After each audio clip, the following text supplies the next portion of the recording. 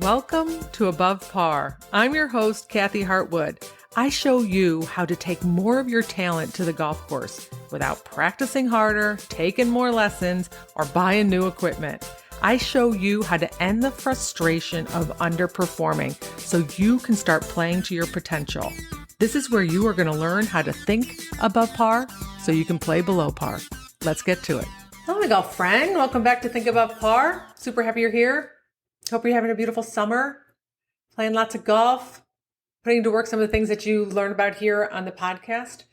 So I wanted to share with you that I have done several live workshops of Master Your Golf Brain where I've gone into facilities, clubs, and have spoken for 3 to 6 hours, actually, just help people learn the process of mastering their golf brain. And so for the last few, I have started the workshop a little bit differently.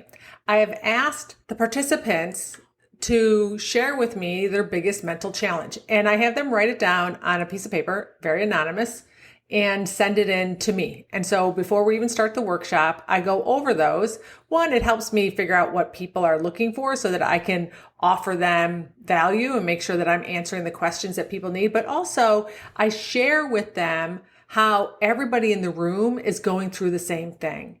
And I want to share with you some of the answers that I get from participants. And it was a really eye-opening exercise the last time I did it because in that room, I had junior golfers to people in their 70s. I had men and I had women. I had low handicaps and I had high handicaps.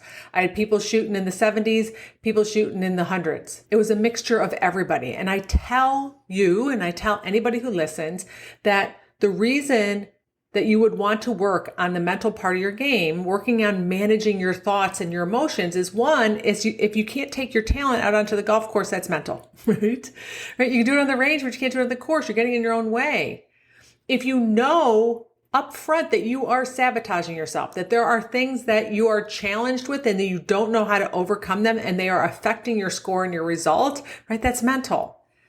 And then the other part is that if golf is a big part of your life and you just aren't enjoying your experience out on the golf course, you don't enjoy how you feel, you don't enjoy how you come off of 18, you're not socializing with people, but yet that is your life. Maybe you live at a golf course or you spend so much time at the course.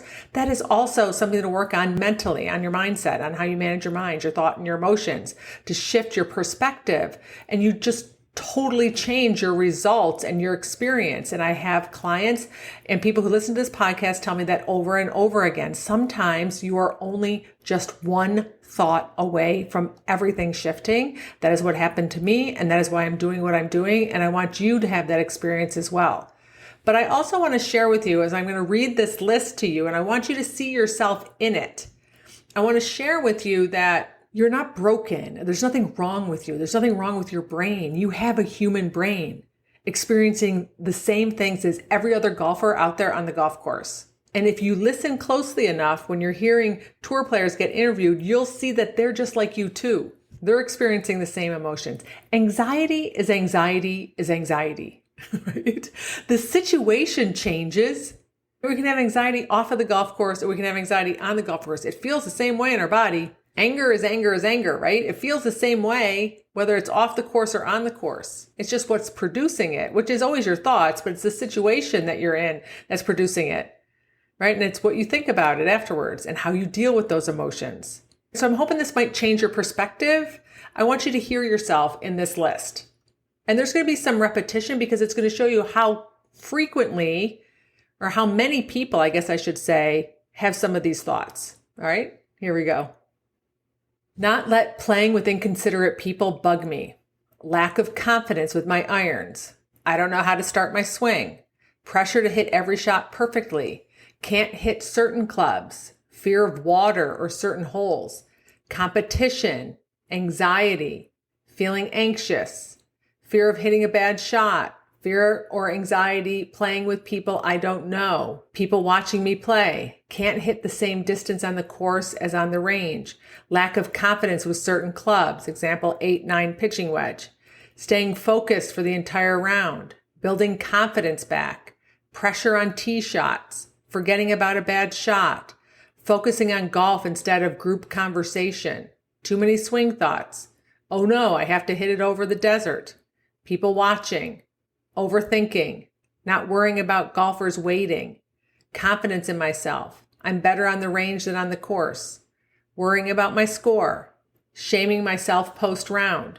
Rushing to play quickly. Short putt I need to make for the team.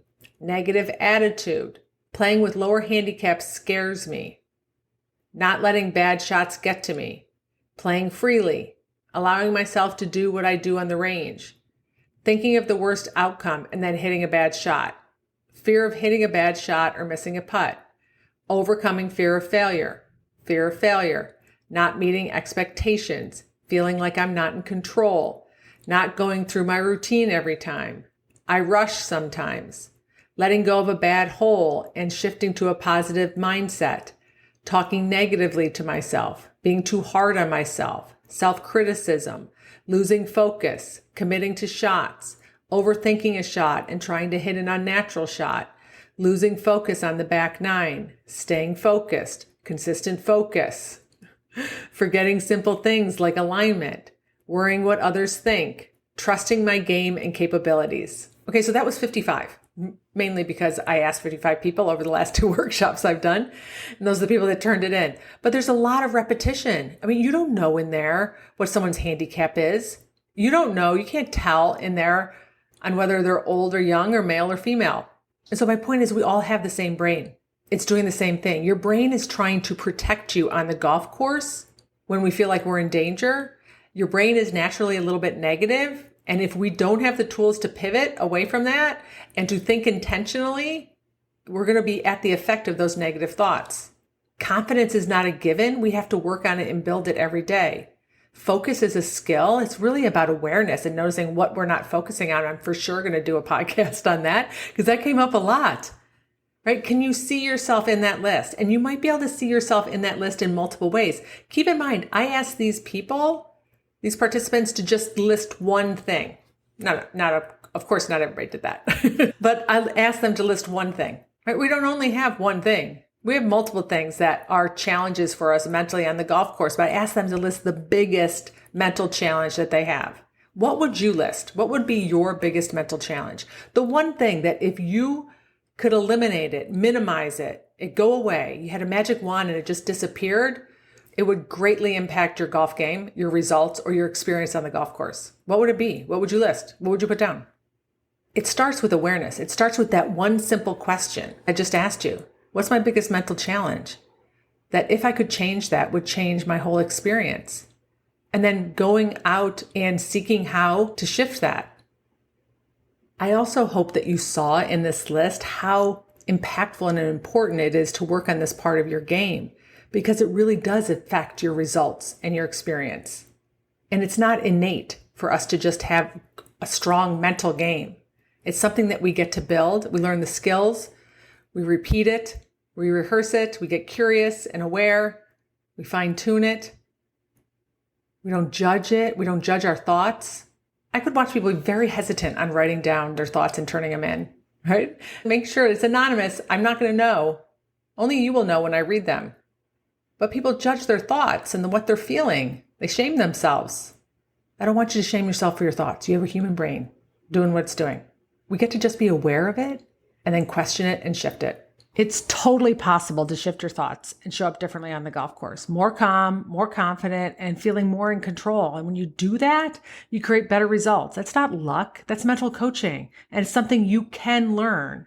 And guess what? That's exactly what I help you do in the Master Your Golf Brain live workshops. And I'm doing one virtually. I'm teaching it virtually. So you can join from anywhere. Bring sweat, snacks, wine, whatever you want. You'll learn a simple, powerful process to coach yourself through any round. And you'll leave with tools to stop the spiral and play more consistent, steady golf. And be proud of the way that you showed up.